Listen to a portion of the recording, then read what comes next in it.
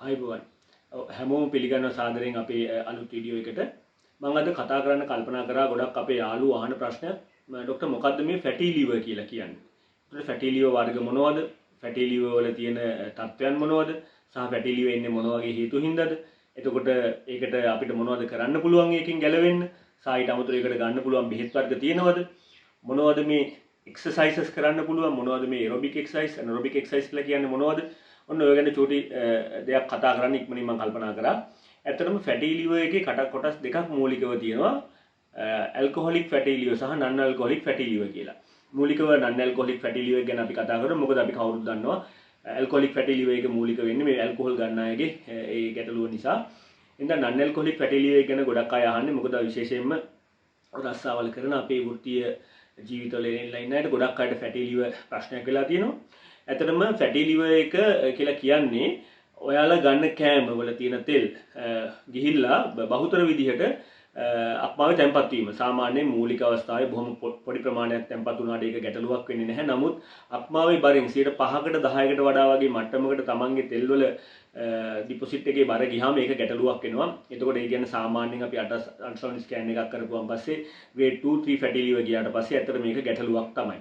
මොකද එතකොට මේ ෆැටි ලිවර්ත් එක්ක ඔයාලට දැනෙන දේවල්. ඇත්තටම කිව්වොත් එහෙම අපි ගොඩක් කට්ටිය බය කරනවා වැඩිද කියලාත් මට හිතෙනවා අපේ ડોක්ටර්ස්ලා ෆැටි ලිවර් කියලා කියන්නේ මේ මහා ලොකු රාක්ෂයෙක් නෙමෙයි. මොකද මම එහෙම කියන්නේ සාමාන්‍ය grade 1 ෆැටි ලිවර් වලදී එහෙම ලොකු ප්‍රශ්නයක් වෙන්නෙම නැහැ. grade 2 3 වලදී උනත් ලොකු ප්‍රශ්නයක් එන්නේ නැහැ. නමුත් සාමාන්‍ය 5-10 වගේ කාණ්ඩයකට තමයි grade 2 3 අවස්ථාවලදී ෆැටි ලිවර් වලදී කාලෙත් එක ප්‍රශ්න එන්නේ. ඉතින් ඕන තරම් මිනිස්සුන්ට අපේ අයට අපේ යාළුවන්ට කල් තියෙනවා මේ ෆැටි ලිවර් එකෙන් ගැලවෙන්න. ඒක ඩයබටික් ප්‍රෙෂර්, heart attack වගේ නැත්නම් අංශභාගය වගේ මේ දරුණු ගණයේ රෝග නෙමෙයි. ඇත්තටම අපි මිනිස්සුන්ව බය කරන්න ඕනෙත් නැහැ මහා ලොකුවට. හැබැයි සාමාන්‍යයෙන් දීර්ඝකාලීනව ෆැටි ලිවර් එක ගොඩක් තිබුණාම සාමාන්‍ය liver fibrosis, ඊට පස්සේ liver cirrhosis, ඊට පස්සේ liver failure ඒ දෙක විශේෂයෙන්ම සිරෝසිස් එයින් එහාට ගියාම හෙපටසෙල්ලෝ කාසිනෝමා කියලා කියන ඉතා දරුණු මාරාන්තික පිළිකාවක් වුණත් එන්න බැරිකමක් නැහැ.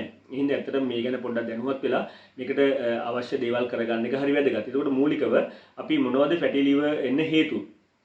ෆැටි ලිවර් එන්න මූලිකම හේතුවක් තමයි දියවැඩියාව තියෙන එක, ඒ වගේම කොලෙස්ටරෝල් තියෙන එක, ඊට අමතරව මේ අධිබර එහෙම නැත්නම් ස්ථූලතාවය සහ ඒත් එක්කම සමහරවිට ඇල්කොහොල් යූස් කරන එක, ඒත් එක්කම සමහර බෙහෙත් වර්ග අනවශ්‍ය විදිහට සමහර බෙහෙත් වර්ග සමහර කට්ටිය ඉන්නවා අපේ බෝනෝන රෝග විශේෂයෙන්ම ඔය ඩයබටික් ප්‍රෙෂර් වලට ඕන් නැතුව බලන්න නැතුව ડોක්ටර් කෙනෙක් හම්බෙන්නේ නැතුව ෆාමසි එකෙන් දිගින් දිගට අරන් පාවිච්චි කරන බෙහෙත් වර්ග. ඒ හින්දා ඒ වගේ දේවල් ගැන අපිට කියන්න වෙනවා විශේෂයෙන්ම. ඉතින් එතකොට විශේෂයෙන්ම මොනවද මේ එක නවත්ත ගන්න කරන්න පුළුවන්. විශේෂයෙන්ම වැදගත්ම දෙයක් තමයි අපි මේක ඔයාලට එක්සර්සයිසස් විශේෂයෙන්ම එක්සර්සයිසස් හොඳට කරන්න. දියවැඩියාව, ප්‍රෙෂර් සහ ඔය කොලෙස්ටරෝල් සහ ට්‍රයිග්ලිසරයිඩ් වැඩි වගේ දේවල් ඒවා පාලනය කරගන්න අවශ්‍ය මෙඩිකේෂන්ස් අරගෙන සාමාන්‍ය තමන්ගේ පවුලේ වෛද්‍යවරයෙක් සම්බන්ධ වෙලා ඊට අමතරව ෆැට් ඒ කියන්නේ විශේෂයෙන්ම අපි ෆැට් තෙල් වර්ග විශේෂයෙන්ම අපි ඔය ගැඹුරු තෙල් බෙදුම් කෑම වර්ග සහ පොල් කිරි වගේ දේවල් ඒවා අඩු කරන්න. සයිට අමතරව ඇල්කොහොල් ගන්නවා නම් ඒක සම්පූර්ණයෙන්ම තමන් පාලනය කරලා ඒක සුදුසු මට්ටමකට අඩු පැත්තකට ගෙනිය ගන්න. මෙඩිකේෂන්ස් ටිකත් ආපහු රිවිව් කරන්න. ඒතර වැදගත්ම දෙයක් තමයි මෙන්න මේදී ડોක්ටර් අපි කොහොමද මේක හොයාගන්නේ? ඇත්තටම කිව්වොත් එහෙම මහා ලොකුවට මේ grade 1 grade 2 වලදී ගොඩක් වෙලාවට මිනිස්සුන්ට රෝග ලක්ෂණයක් එන්නේ නැති ගණන්. සාමාන්‍ය පොඩි නිදිමත ගතියක්, සමහරවිට පොඩි තමන්ට නිකන් කම්මැලි ගතියක්, ඒ වගේ දේවල් තමයි ගොඩක් වෙලාවට එන්නේ. නමුත් ඒත් එක්කම මේක ගොඩක් වැඩි වුණාම සමහරවිට ඇස් කහවීම සහ හම කහවීම වගේ දේවල් වෙන්න පුළුවන්. ඒක ගොඩාක් වෙලාවට ෆැටි ලිවර් වලින් විතරක් ඒ වගේ එකක් එනවා. හරිම අඩුයි. එතකොට අනිත් වැදගත්ම දේ තමයි අපි මිනිස්සු මේක දැනගන්න හොඳම ලේසිම ක්‍රමය කියලා මම නම් දකින්නේ මේ SGPT-OT. ඔයාලා කවුරුත් දන්නවා මේ liver enzyme blood එක තියෙනවා.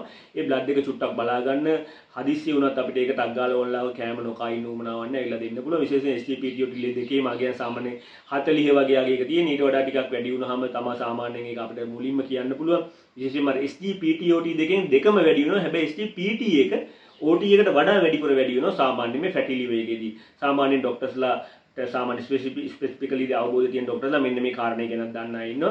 ඒත් එකම අනිත් එක තමයි අල්ට්‍රාසවුන්ඩ් ස්කෑන් එකක් කරගන්න පුළුවන් නම් ගොඩක් මේ විස්තරාත්මකව මේක බලන්න පුළුවන්. ඒකෙදි මොකද ග්‍රේඩින් කරගන්න පුළුවන් අපිට 1 2 3 කියලා. ඇත්තටම grade 1 ෆැටි ලිවර් නම් මම කතා කරන්න කැමතිත් නෑ. එච්චර ලොකු වැදගත්කමක් තියෙන එකක් නෙමෙයි. සාමාන්‍ය මැදි වයසේ ඉන්න විශේෂයෙන් ලංකාවේ පිරිමි අයට සහ සාමාන්‍යයෙන් ආත්ම බාහිර පත්වෙච්ච ගෑනු ගොඩක් අයට මේ ෆැටි ලිවර් ග්‍රේඩ් 1 නම් තියෙනවා. එතකොට ඊට පස්සේ මොනවද ගන්න පුළුවන් මෙඩිකේෂන්ස් වර්ග ඊගාඩ මිනිස්සු අහන්නේ මොකද්ද මේ අපිට ගන්න පුළුවන් මෙඩිකේෂන්ස් වර්ග. ඇත්තටම අපි කවුරුත් දන්නවා දියවැඩියා පාලනය කරගන්න ඔයාලට මෙට්ෆෝමින් වගේ දේවල්, ග්ලිසයිඩ් වගේ පිටි වර්ග කොහොමද පාලනය කරගන්නේ. ඊට පස්සේ කොලෙස්ටරෝල් පාලනය කරගන්න විශේෂයෙන්ම ඇටෝවැස්ටටින්, රොස්වැස්ටටින්, සිම්වැස්ටටින් වගේ ඒවා පාවිච්චි කරන්න පුළුවන්. ඒකෙදි මම හිතන්නේ රොස්වැස්ටටින් වගේ එකක් ක්වොලිටි වයිස් ලිවියා වැඩි කියලා කියන්න පුළුවන්. ඒත් එක්කම ගොඩක් අය අහන ප්‍රශ්නයක් තමයි හරි කොමන්ලි යූස් කරන එක මේ ට්‍රයිග්ලිසරයිඩ් වැඩි වුණාම ඇත්තටම liver එකේ ප්‍රොබ්ලම් එකක් එනවා. ට්‍රයිග්ලිසරයිඩ් වැඩි වෙන එක පාලනය කරගන්න ගොඩක් වෙලාවට ෆිනෝෆයිබ්‍රේට් වගේ බෙහෙත් වර්ග ඊට අමතරව කවුරුත් නිතරම අහන එකක් තමයි අපෙන් ඇවිල්ලා ඔය ෆිෂ් ඔයිල් එක, කොඩ් ලිවර් ඔයිල් එක. ඇත්තටම හොඳයි. ඒකිනුත් සාමාන්‍යයෙන් ඇත්තටම මේ ඔයාලගේ ෆැටි ලිවර් එකට සාමාන්‍ය හොඳ උදව්වක් හම්බ වෙනවා. විටමින් D වගේ දෙයක්ත් පාවිච්චි කරන්න පුළුවන්. මම තවත් පොඩ්ඩක් හයිලයිට් කරලා අවසානට කතා කරන්න කල්පනා කරා විශේෂයෙන්ම මේ එක්සර්සයිසස් ගැන. එක්සර්සයිසස් කරපුවාන් පස්සේ ඇත්තටම ඇඟට කොහොමත් හොඳයි. හැබැයි වැඩේ තියෙන්නේ දැන් සාමාන්‍යයෙන් ඔයාලා අපි ඩේ ටු ඩේ ඔය අපිට කියන්නේ සතියකට දවස් 5ක් විනාඩි 30ක් සාමාන්‍ය මද එක්සර්සයිසස් එකක් කරන්න කියලා. නමුත් ඒ වගේ එකකින් අපි හැම වෙලෙම බලාපොරොත්තු වෙන්නේම තමන්ගේ බර පාලනය කරන එක, තමන්ගේ වර්කවුට් එකක් කරගෙන තමන්ගේ නිසි බර සහ නිසි කොලෙස්ටරෝල් මට්ටම පවත්වාගෙන යන එක විතරයි. හැබැයි ඇඟේ තෙල් ඩිපොසිට් වෙච්ච කෙනෙකුට නැත්නම් liver එකේ තෙල් ඩිපොසිට් වෙච්ච කෙනෙකුට මේ ඔයාලගේ ඔය එරිබික් එක්සර්සයිස් එකෙන් ඔක්සිජන් සහිත නැත්නම් නන් කාඩියක් එක්සර්සයිසස් එකෙන් හරියන්නේ නැහැ. ඒ හින්දා එක්සර්සයිසස් වලින් විතරක් කවුරු කෙනෙක් බලාපොරොත්තු වෙනවා නම් අනිවාර්යෙන්ම එනරොබික් එක්සර්සයිසස් එකට යන්න වෙන්නේ. නැත්නම් ඔක්සිජන් නැතුව ඔයාලගේ ෆැට් කඩන තැනට නැත්නම් කාඩියක් එක්සර්සයිස් වලට යන්න වෙනවා. ඒ වගේ වෙලාවට සාමාන්‍ය විනාඩි 30ට වඩා වැඩි කාලයක් එක්සර්සයිස් කරන්නම වෙනවා. ඊට අමතරව ටිකක් විගරස්, ඒ කියන්නේ ටිකක් හයිෆයි එක්සර්සයිසස් වැඩි කාලයක් කරන්නම වෙනවා.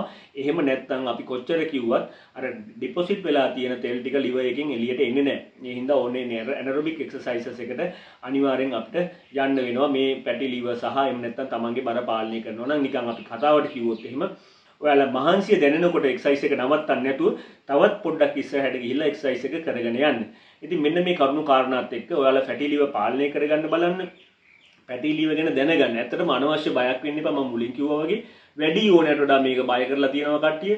ඔයාලට කාලයක් තියෙනවා මේක පාලනය කරගන්න. එයින් එහාට ගිහිලා liver failure, cirrhosis වලට කොහොමත් බොහොම කලාතුරකින් බොහොම පොඩි ප්‍රතිශතයක් යන්නේ. එතෙන්ට කවදාකවත් යන්න හිතන්නවත් එපා. ඉතින් මේ කරුණු කාරණා ටිකත් එක්ක ඔයාලට තියෙන දැනුමත් පාවිච්චි කරලා ඔයාගේ වෙලාවත් යූස් කරගෙන මේක බිල් එක නෙමෙයි හරි පරිස්සමට ෆැටි liver වලින් ඔයාලා සමානලාට ඉස්සරහට බේරෙන්න උත්සාහ කරන්න. බොහොම ස්තුතියි.